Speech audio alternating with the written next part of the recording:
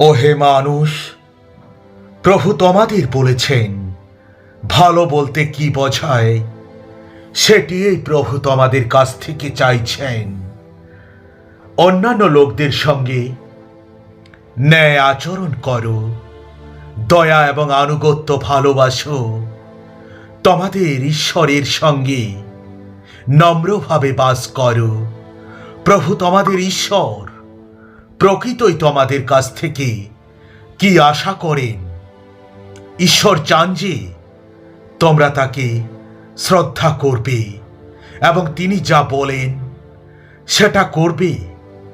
ঈশ্বর চান যে তোমরা তাকে ভালোবাসবে এবং তোমাদের সমস্ত হৃদয় এবং সমস্ত আত্মা দিয়ে তার সেবা করবে। তোমরা তোমার সমস্ত অন্তর ও তোমার সমস্ত প্রাণ ও মন দিয়ে তুমি তোমার প্রভু ঈশ্বরকে ভালোবাসবে।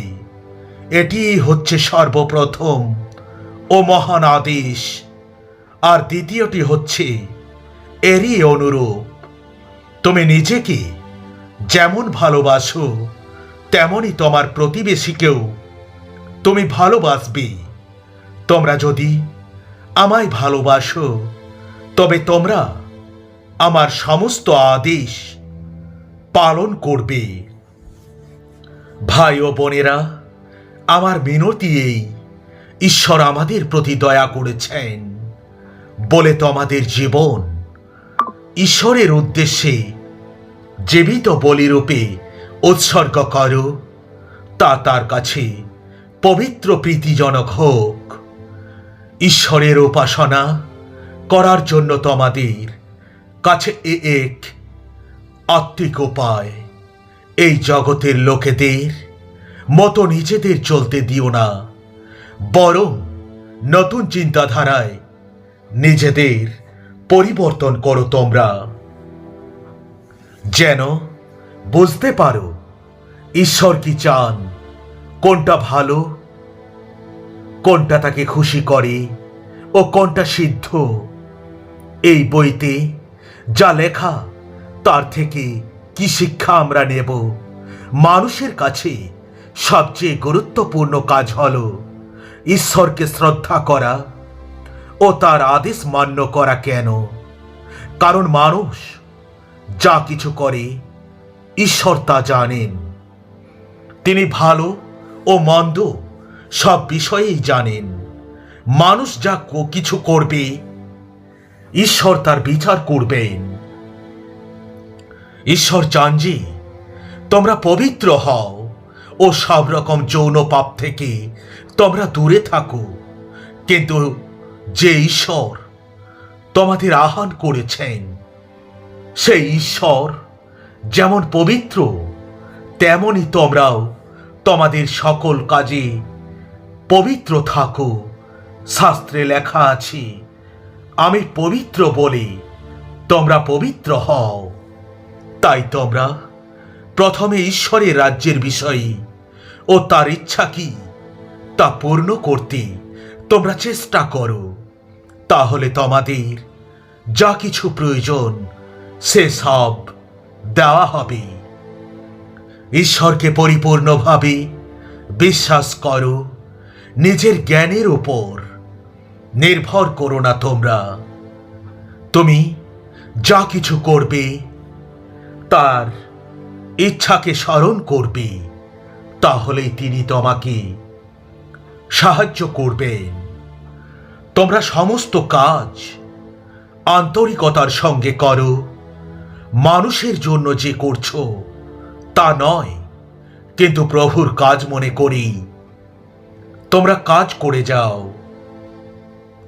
মনে রাখো, প্রভুর কাছ থেকেই তোমরা তার পুরস্কার পাবে। ঈশ্বর তার আপনজনদের দেবেন বলে যে প্রতিশ্রুতি দিয়েছেন, তোমরা তার অংশীদার হবে। তোমরা প্রভু যীশু খ্রিস্টেরই সেবা করছো। বিনা বিশ্বাসে ঈশ্বরকে সন্তুষ্ট করা যায় না।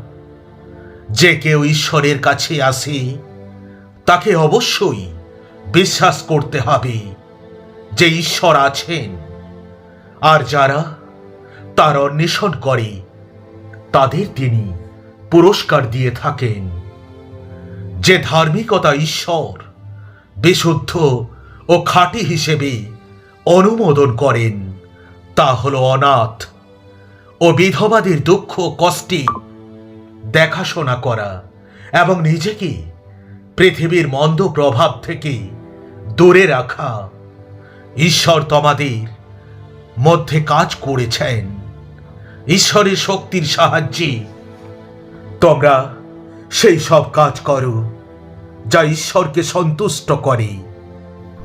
তার ইচ্ছা এই যেন সমস্ত মানুষ উদ্ধার পায় ও সত্য জানতে পারে। ভালো কাজ করতে শেখো, মানুষের সঙ্গে ভালো ব্যবহার করো, ন্যায় বিচারের অনুশীলন করো, অত্যাচারী অনিষ্টকারী লোকেদের শাস্তি বিধান করো, অনাথ ছেলে মেয়েদের পাশে দাঁড়াও, বিধবাদের সাহায্য করো তোমরা। কারণ ঈশ্বরে আমাদের নির্মাণ করেছেন। খ্রিস্ট যিশুতে ঈশ্বর আমাদের নতুন সৃষ্টি করেছেন যেন আমরা সর্বপ্রকার সৎ কাজ করি। এইসব সৎকর্ম ঈশ্বর পূর্বেই আমাদের জন্য তৈরি করে রেখেছিলেন, যাতে আমরা সেই সৎ কাজ করে জীবন কাটাতে পারি। আমাকে দিয়ে আপনি কি করাতে চান তা আমায় দেখান। আপনি আমার ঈশ্বর। আপনার মহৎ উদ্দীপনা দিয়ে আমায় সঠিক পথে এগিয়ে দিন। আমরা জানি যে সব কিছুতে তিনি তাদের মঙ্গলের জন্য কাজ করেন, যারা ঈশ্বরকে ভালোবাসে, যারা তার সংকল্প অনুসারে আহত। প্রত্যেকে নিজের নিজের অন্তরে যেমন স্থির করেছে সেই মতোই দান করুক, মনে দুঃখ পেয়ে অথবা জোর করা হয়েছে বলে নয়। কারণ খুশি মনে যারা দেয় ঈশ্বর তাদের ভালোবাসেন। কিন্তু আত্মার ফল হলো ভালোবাসা, আনন্দ, শান্তি, ধৈর্য, দয়া, মঙ্গল ভাব, বিশ্বস্ততা, মৃদুতা ও আত্মসংযম।